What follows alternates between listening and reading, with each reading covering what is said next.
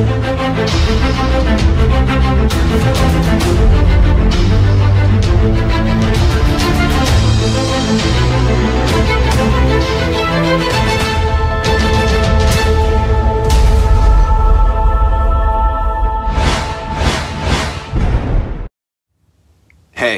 this is Futuremono, or David K., the other half-demon, and you're watching Cyntillating Reviews. When's the last time you paid your rent when it was due? I got a plan to change that. The Sun Jim gang has successfully acquired every asset you had. What happens now? Now I go to work. I cannot kill. Duly noted. Look, when this is over, we'll all go camping. All right? Okay. When I went to go see this film in theaters, I had no idea that this was based on a true story at all. Aloha! Welcome to Cyntillating Reviews, and tonight we will be reviewing a guilty pleasure film, Pain and Gain. Now, Pain and Gain is a 2013 American action comedy film. It was directed by Michael Bay and produced by Michael Bay, Ian Bryce, Donald DeLynn.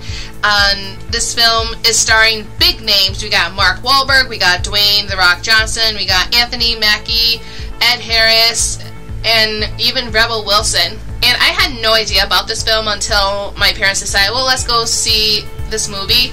And at the time, I was like, okay, whatever. I didn't really think about the film. I thought I just wouldn't care for it.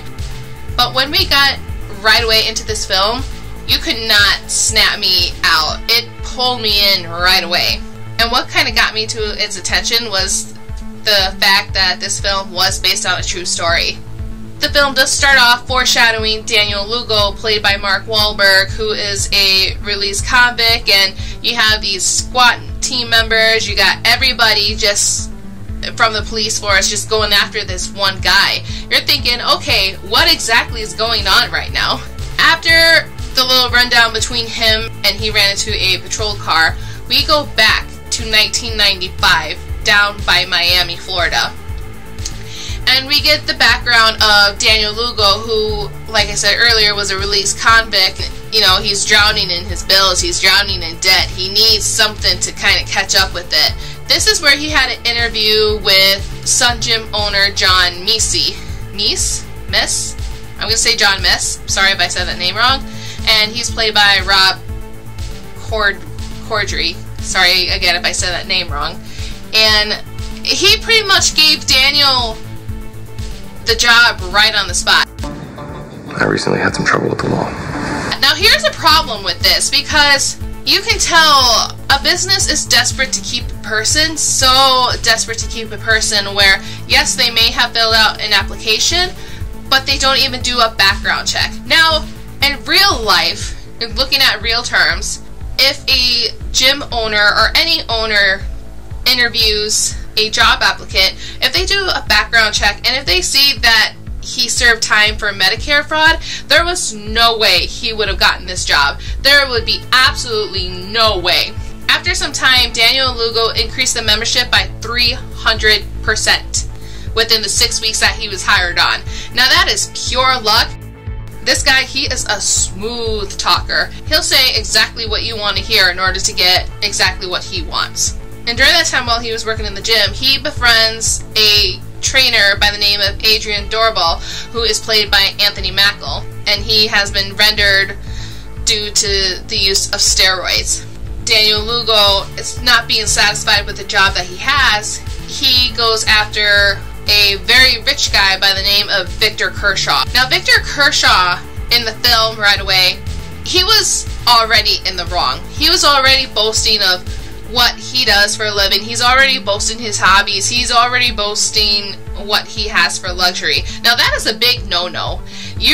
That's the one thing you're not ever supposed to do. And unfortunately, that kind of went too far when Daniel Lugo was sitting in this group and he listened to a motivational speaker by Johnny Woo, played by King Jong. Which one are you, Playboy? Me? No, someone else sitting in your seat. Come on, which one are you? I'm a door! What? I'm a door!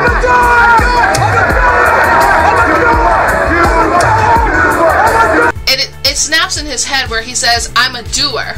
I do what I want, and I'm going to get what I want because I am a doer. And he starts this plan to extort Kershaw by kidnapping him and torturing him in order to get his assets. Now, the plan originally was for him to not kill Victor Kershaw. Death and killing and murdering was definitely out of the picture. They were in no way, shape, or form wanted to do anything with that.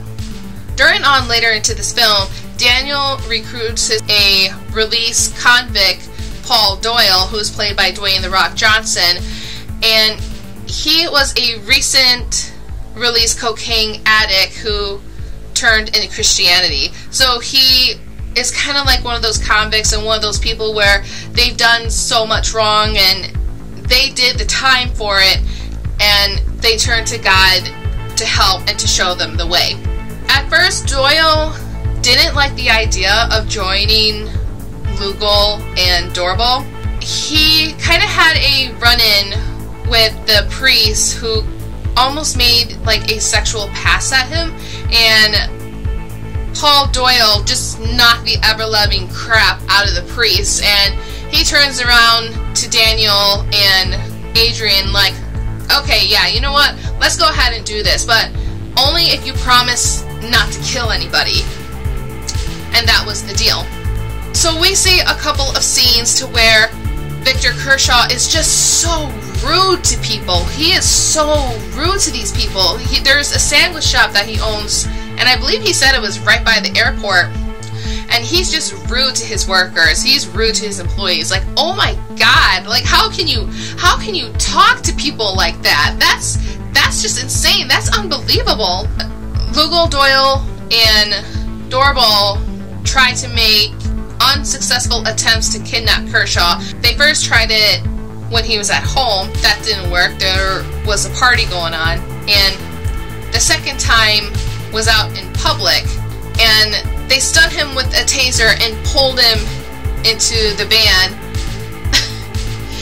And the hostage place is at this warehouse that Victor Kershaw owns, and kind of what got the audience going when we sat at the theaters was the warehouse that he owns. It is stocked with sex toys. There was sex toys everywhere. I was just like, oh my gosh, that's crazy. Oh, we know we're trying to keep the humor in it while we're listening to this true story. After getting Victor settled in this chair, tied up, blindfolded, Daniel Lugal first tries to disguise his voice to tell Victor that this is what he wants to do, so on and so forth, without revealing who he is. To finding a personal path that allows me to employ my special gifts. Like tying guys to chairs and sticking pliers up their nose? You shut your mouth while the man's talking. You gotta be quiet, Victor. Like a mouse. But here's the problem. Why'd you say that? You piece of about pectoral muscles. Your cologne, Danny. You stinky, awful, vanilla, disgusting cologne. Victor Kershaw has a good sense of smell, and he remembers that sense of smell because Daniel Lugal wore the same cologne that Victor pulled out when they first met at the gym. So now they have to alter their plans. Victor makes calls that he's firing his maid, he's telling his wife to take care of the kids, and he's going to be out of the office for quite some time. And being forced by torture, Victor signs these assets to Daniel Lugal. Daniel even bribes his own boss during Victor's absence by presenting the documents and using the money to sponsor the Sun Gym. So after kind of a little bit of a back and forth of getting these documents notarized, they were able to collect the money and the assets, but then now they realize that this is such a bad idea. Now Daniel is trying to concoct a plan to kill Kershaw, and they're trying to make it look like an accident, that he had so much alcohol in his body and he crashed his BMW to make it look like a drunk driving accident. But Victor survived the crash.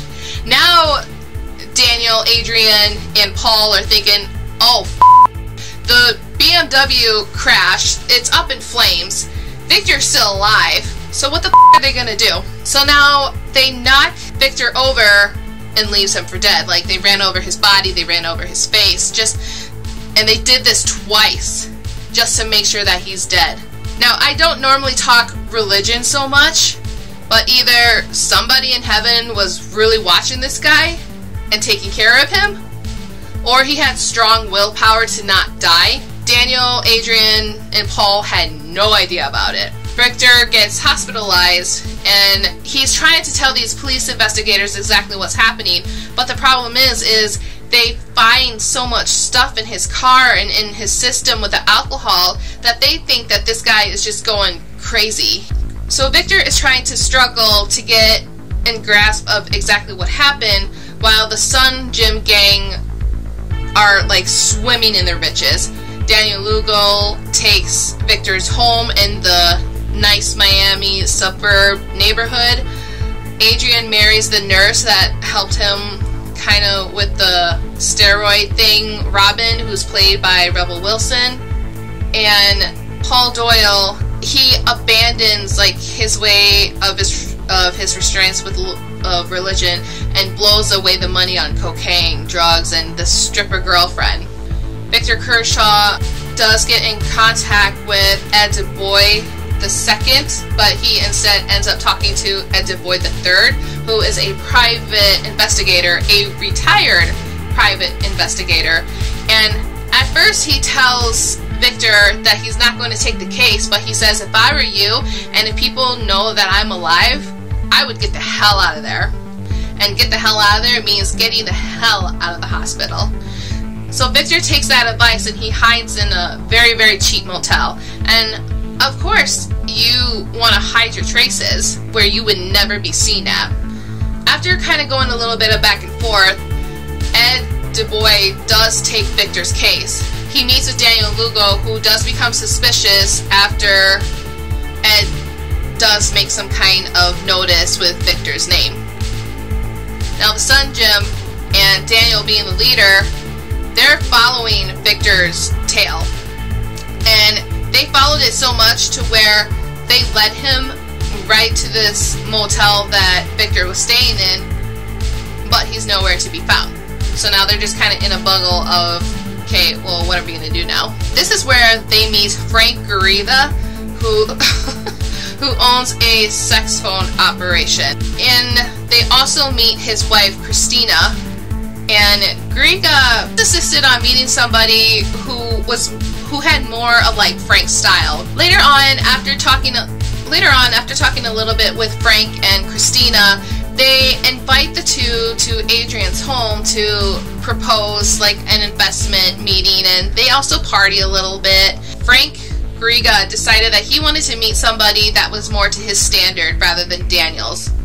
So Daniel did get upset with that, and he did attack Garriga, but he accidentally kills him also. Unfortunately, Christina did discover this, and she first tried to shoot Daniel, but Adrian stepped in and he injected her with a horse tranquilizer. Now that is something that you really need to like be careful with, or something that you really don't want to mess around with. And the first dose that Adrian gave to Christina, it was a very, very heavy dose. They moved Christina into the bathtub to where, you know, she could just lay there, but the goal for the tranquilizer on Christina was to just knock her out and to be drugged up and not to kill her. But Christina, she's trying to snap out a little bit and she's trying to escape. Adrian injected her another injection, causing her to overdose on the horse tranquilizer. Realizing that both Christina and Frank are dead, Daniel and Adrian purchase equipment to dismember the two, and they dump the parts in oil drums and they push it into the swamp out in Miami. And Paul Doyle incinerates their hands at a barbecue. Why, you ask? Well, even though technology in 1995 versus 2020 was totally different by two folds, there was still technology to where you can recognize fingerprints. Of course, there's one way to do this. We burn the fingerprints, okay? But here's the weird, unusual way that we're going to do it. We're going to barbecue these fingerprints. Okay, I'm glad that they decided to not go ahead and pursue to eat the thing. I mean, that's just insane, but you can tell that this is how desperate Daniel, Paul, and Adrian are for not wanting to get captured. Paul is starting to feel the guilt of the crimes that he's committed. He decides to leave the Sun Gym gang and return back to the church. The police learned of Frank and Christina's disappearance, and thanks to Ed Du Bois' evidence, the police went ahead to arrest Adrian and Paul. They also arrested John Macy. He signed documents that should not be signed, if that makes sense. After Adrian and Paul got arrested, we returned back to the scene where we saw immediately right away Daniel got hit by the police cruiser. After the impact with the cruiser, Daniel was still able to get up and go out to the Bahamas thanks to the speedboat that he took from Victor. Daniel's pursuers, the police, did end up catching up to him, and he tried to escape one last time, but Du Bois shoots Daniel, and Kershaw chases him down in the car, and they authorize the arrest. Daniel's brought back to the United States, and he stands trial with Paul, Adrian, and John. Paul Doyle, because he fully confessed everything that he did and everything was going on, was sentenced to only 15 years in prison. He served 7 years and was released, I believe, from good behavior, and he's trying to convert himself back to Christianity. John Macy, the owner of Sun Gym, was sentenced 15 years, but he died in prison. After 14 minutes of the jury going into the back and discussing the verdict, Daniel Lugo and Adrian Doorbell were both sentenced to death. Daniel Lugo, in addition to his death sentence, he's also serving an additional 30 days for being an ass to the guard. I kid you not. That's exactly what it says at the end of this film. This film did get only 15% ratings on Rotten Tomatoes. Its budget was $26 million, but at the box office, it scored $86.2 million. And I have to agree with a little bit of what the critics are saying. Some of it was grotesque of what they've done, but at the same time, if you're trying to tell a true story that happened, you know, you want to try to be as accurate as you can. So now we'll move on to the real life portion of Pain and Gain. So Noel Adrian Doorbell, on July 17th of 1998, he was sentenced to death. He's currently incarcerated in the Florida State Prison awaiting for appeal. Daniel Lugo was also sentenced to death on July 17th, 1998. He is also currently incarcerated in the Florida State Prison awaiting his appeal as well. Because I believe, if I can recall, I think Daniel is trying to get another trial, and I think he tried previously, but it was denied. So he is still going to be fighting for this. Macy was indicted October 2nd, 1996 for the kidnapping, extortion, and murders of Frank Garriga and Christina, and kidnapping and extortion of Mark Schiller. The jury returned the guilty verdicts on all count, but the judge did set aside convictions pertaining the Garriga and Christina crimes. July 20th, 1998, John was sentenced to 56 years of imprisonment due to the kidnapping of Schiller.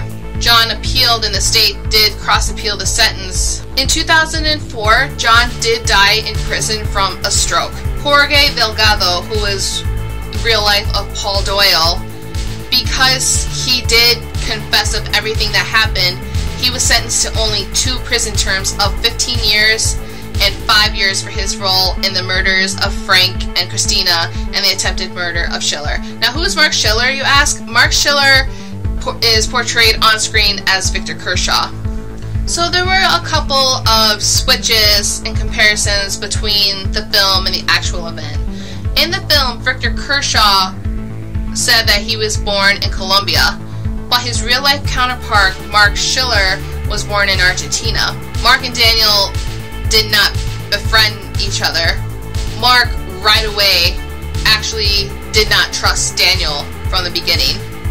It was Delgado who did work for Mark along with Delgado's wife that befriended Daniel, and they targeted Mark. And it was Delgado's warehouse where the kidnappers held and tortured Mark for a month, not Mark Schiller's warehouse. When Victor was blindfolded, Daniel spoke in a different accent to kind of hide his voice, but Daniel was found out by the cologne. In reality, Mark recognized Daniel by his voice. And the one thing that I learned about this film doing my own research of comparisons is Adrian's character. Unlike the film where he is just like a mild-mannered character and he could be a nice guy as long as you don't kind of screw around with him. In actuality though, according to his ex-wife, he was violent and sadistic. Cindy Elrich is the real-life counterpart of Robin Peck, played by Rebel Wilson. They didn't meet at the medical office, unlike the film where she was the nurse and she was just kind of observing and just doing the checkup on him. They didn't have a whirlwind courtship or married at home, and he didn't need to commit further crimes to fund his injections. He already had it all, but he just needed more and more and more. This film did change so much to where they tried to make the criminals more sympathetic, where I'm sure in actuality they were totally not like that at all. Like looking at the example with Adrian's real life counterpart, he was sadistic, he was violent, and I'm sure he abused his wife from time to time, and it's sad. It's just really sad to know that. I know with films like this, they try to keep the entertainment going by kind of just writing down the facts while they improvise it to make it a non-fiction story. And I think that's kind of what brings it into the box office, if you just something that you want to try to keep the story going. As somebody who was in her early 20s when she watched Pain and Gain, had no idea of what was going on. At first I thought it was meh. Okay, I don't really know much about anything. I thought at first maybe it was about this guy entering in a gym competition and he's competing with Anthony Marco's character and Dwayne "The Rock" Johnson's character. What didn't strike all of us when we were watching the TV promos at home is that never once did we pick up that this was based on a true story. So as soon as it said based on a true story, we were like, oh, okay. Well, now we're getting into what really happened back in the day. I did like this film. I showed a couple of friends this film and they liked it. They said it wasn't their favorite, but it was just kind of a nice little time passer. I currently have this film on DVD, so if I just kind of want to listen to something into the background, I'll probably put up Pain and Gain there. If I had to give a ranking to Pain and Gain, I would have to give it maybe a 3.5 out of 5. I like how they were trying to keep the non-fiction mixed with the real-life events that happened, but also at the same time, while protecting the identity of the victims and the witnesses, you want to show everything and just kind of bring people in on what happened in the summer of 1995, 1996, 97, 98, so on and so forth. People now are more interested in reality. They're more interested in true life. If they see it happen exactly in front of their eyes by camera, by right in front of them, people will get into that. And a good example of this is the Carol Baskin story. That's a real life story. If they make a film like Pain and Gain, which I'm sure they have, but I don't know much about this case to really follow what is real and what truly happened, they're going to want to keep the facts. They're going to want to keep the entire facts. If you stick towards the end credits, you'll see evidence photos. You'll see the actual oil bins of where Frank and Christina were chopped up and put in. You'll see the chainsaw to where they used to dismember the two. You'll see actual court evidence. And and you'll see the actual picture of Daniel in the courtroom talking to his lawyer, I believe. But I really like that they were able to display some of this. It is a good film. I would kind of suggest to watch it if you've never once seen Pain and Gain. It did have its comedy moments in. I appreciate the comedy moments. We're trying to keep it lightened and we're trying to keep the mood while we're watching a story about this guy. He's being tortured and kidnapped and was almost set to death by the Sun Gym gang. It's like, well, we don't want to be totally too depressing on this.